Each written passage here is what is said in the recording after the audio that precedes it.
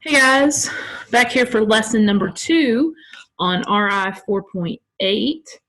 4.8. Thanks for tuning in again today. And if you remember from Monday, I told you this was our last standard of the year. So you guys have done a great job learning all your standards for the year. So for lesson 2 today, it is RI 4.8, explain how an author uses reasons and evidence to support particular points in a text. So let's go ahead and get started. Do you remember what our lesson was about Monday? Do you remember?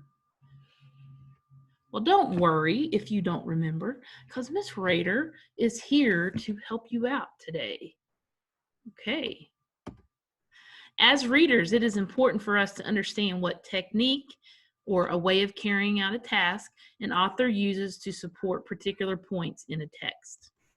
So there are 4 ways to identify the reasons and evidence from the author. Do you remember? There's 4 ways. Yes. You see Miss Rader here? 4 ways. Number 1, state facts and statistics about the topic. Remember what statistics mean? That's right, numbers. Number 2, interview an expert on the topic, or several details about the topic are listed in the passage. That's way number 3. And the last way is to use other people as a counter argument about the topic. So, graphic organizers, you remember what those are, right? They organize our thoughts, and really they give us ways to have more accurate information. Yes, accurate. So our graphic organizer for RI 4.8 would be listed here, shown here. Author's point, graphic organizer, you have the author's point up here at the top. Then we have a reason, and then we have facts. And those are our evidence. That's what we're going to prove today in our reading. We have a passage to read today together, and I'm going to show you how to fill out the graphic organizer. So let's try. I've got a story for us, and I think I'm going to read this to you because everyone loves to read aloud. Even I, as old as I am, I love it when people read to me. So, through the eyes of Ruby Bridges, and all of us, I think most of us have a familiarity about Ruby Bridges. We've heard about her before, and as you see, this is for grades 4 and 5.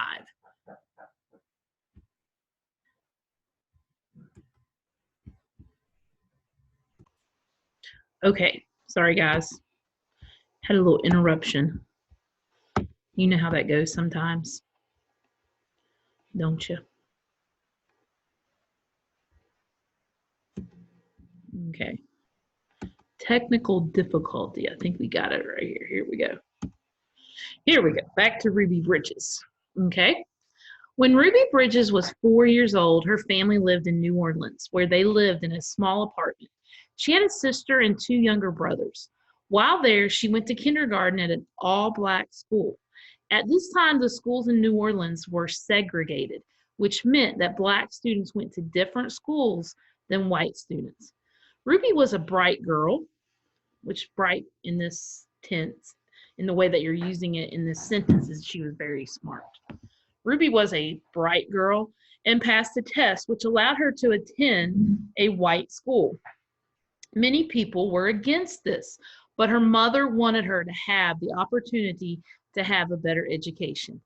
Even though some people were trying to stop her from going to an all-white school, Ruby attended her first day at the all-white William Frantz School near her home in November of 1960.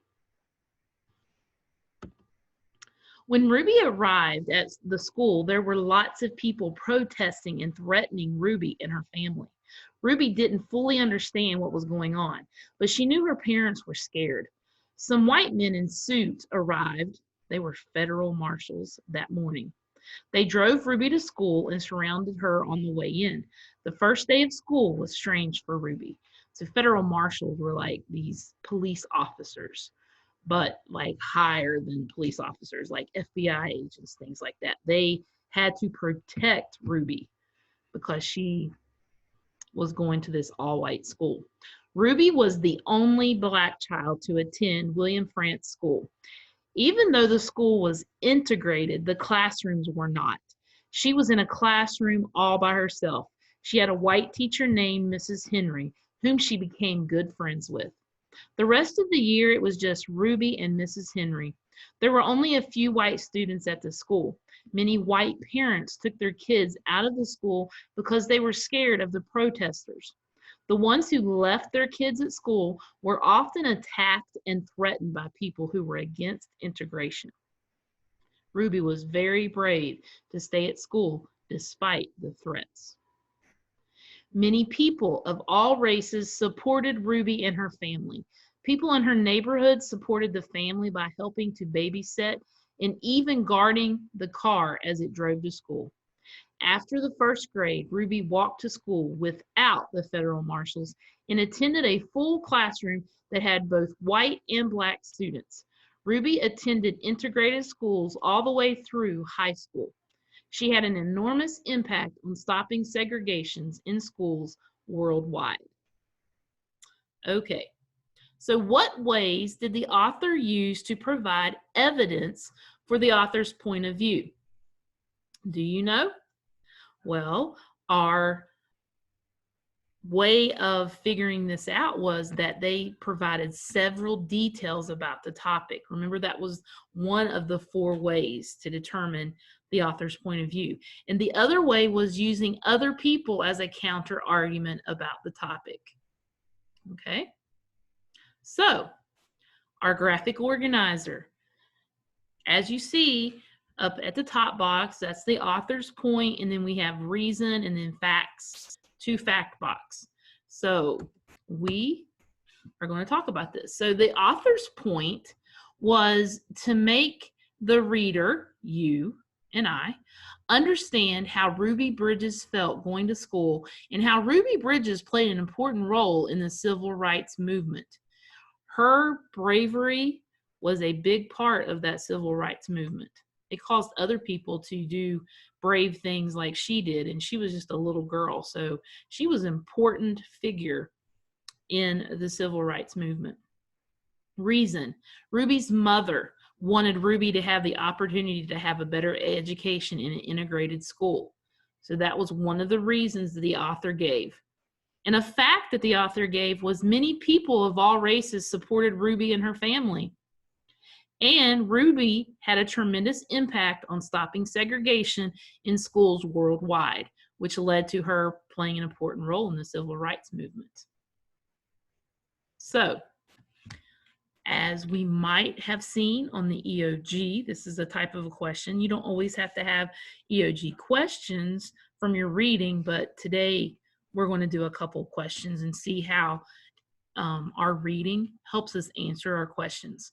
What evidence from the text best supports the author's point that people did not want black and white students going to the same school?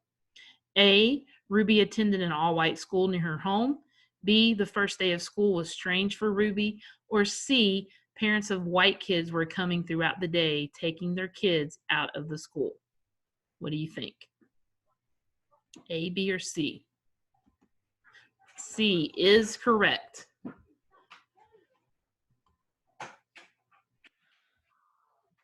I'm not done.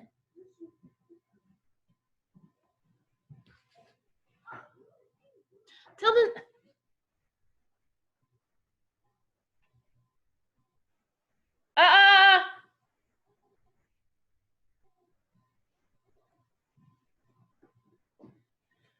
I gotta finish. I'm not done. Go. I've got like 5 minutes left. Hey, go to the bathroom. Hurry up.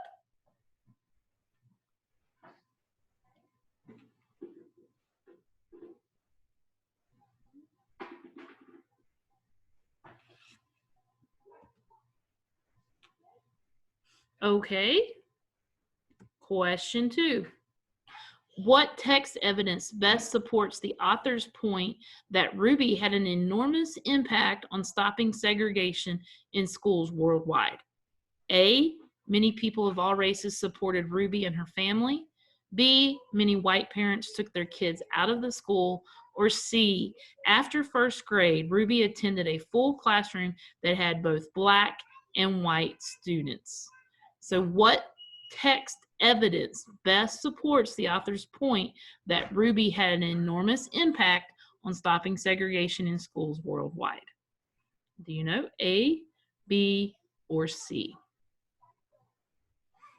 If you picked A, you are correct. Many people of all races supported Ruby and her family. Very good. Last question. The author provides details about Ruby's actions going to an integrated school to support the point that A, Ruby had no choice to do what she did, B, segregation hurt both white and black people in history, or C, Ruby was an important person to stop segregation in history. What do you think, A, B, or C? C. Very good. So, as you can see, we are done with today's lesson. You are going to do some work tomorrow, and then you'll have a quiz on Friday on Mastery Connect for RI 4.8. You guys have done great this week. Again, take a moment to celebrate. You have finished all reading standards for the year. Good job. Very good. I'm so proud of everybody. So I will see you again next week with some review videos. Okay? Y'all take care. Have a good rest of the week, and I will see you next Monday. Bye-bye.